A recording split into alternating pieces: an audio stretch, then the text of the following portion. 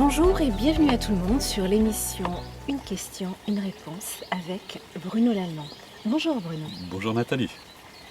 Alors aujourd'hui nous avons une question à te poser concernant l'optimisme. Pour toi, qu'est-ce que c'est qu'être optimiste ou qu'est-ce que c'est globalement l'optimisme? Alors pour répondre à cette question, je vais raconter une petite histoire. Je vais commencer par le pessimiste. Le pessimiste se promène dans la rue. À côté de lui, il y a une personne qui fait tomber un billet et qui s'éloigne, un billet de banque. Eh bien, le pessimiste va marcher dessus sans le voir. L'optimiste, lui, il va voir le billet. Et alors évidemment, on imagine que la personne est loin, qu'il ne peut plus lui rendre, il ne sait pas qui c'est, donc voilà. Donc il voit le billet, peu importe après ce qu'il en fait. Mais lui, il va le voir. Pourquoi? Parce que l'optimiste, c'est pas quelqu'un, comment dire, de perché, comme on dit souvent. C'est des gens qui se voilent la face, qui ne veulent voir que le côté positif. Alors il y a des gens comme ça, mais ce n'est pas des optimistes. Ça, c'est des faux optimistes. L'optimiste, c'est quelqu'un de réaliste. Il est réaliste parce qu'il est là. Il voit ce qui se passe. Et donc, il voit les opportunités. Il voit ce qui l'entoure. Et donc, il sait bénéficier de chaque situation pour en faire quelque chose de constructif et de positif. Le pessimiste est quelqu'un qui est perdu dans ses pensées et qui ne voit, en fait, pas la réalité. Il ne voit que ses pensées, que ce que lui suggèrent ses pensées, qui lui disent ça ne va pas, ça ne marchera pas, ça n'ira pas. Il s'auto-suggère en permanence.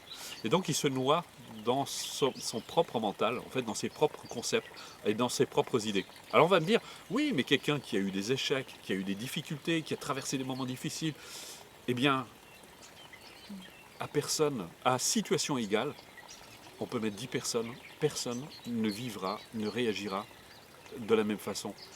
Qu'est-ce qui fait la différence? L'état d'esprit. On voit des personnes qui ont vécu des choses terribles, des drames terribles. On voit même, il y a plein d'exemples de personnes qui ont vécu, qui ont été enfermées dans des camps de concentration.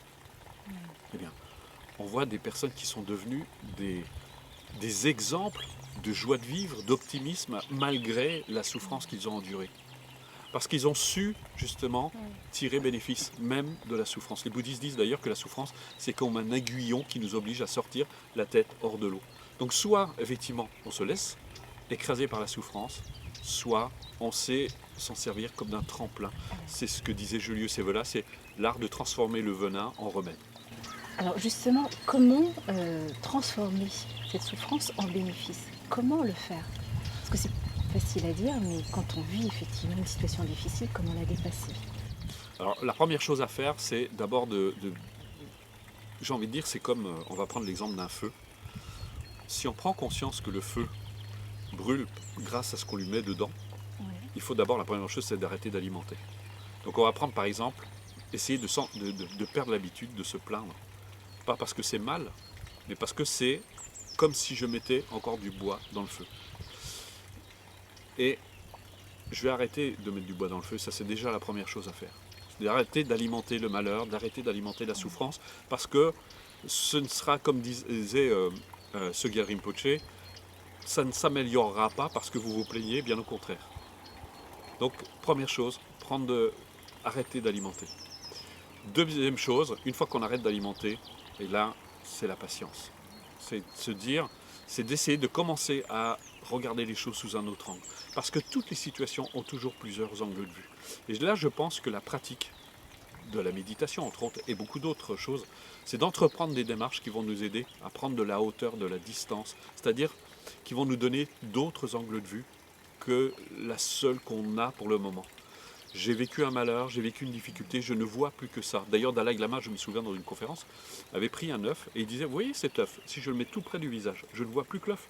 Mais si je le mets au bout de la main, je vois l'œuf, mais je vois tout le reste. Et c'est ça en fait la pratique. C'est ça que va apporter justement une démarche de réalisation personnelle. C'est donc plus facile pour un optimiste, la personne qui se met en état de condition d'être optimiste, que pour le pessimiste, que de pouvoir éloigner l'œuf du visage. Le pessimiste, lui, il est collé avec son œuf. Il le garde tout près du visage, il n'arrive pas à prendre de la distance. Donc il ne voit plus que ça, il a l'impression qu'il n'y a plus que ça. Et donc il se fait souffrir, on peut dire. Parfait. Merci Bruno pour ces réponses éclairantes sur l'optimisme. À très bientôt.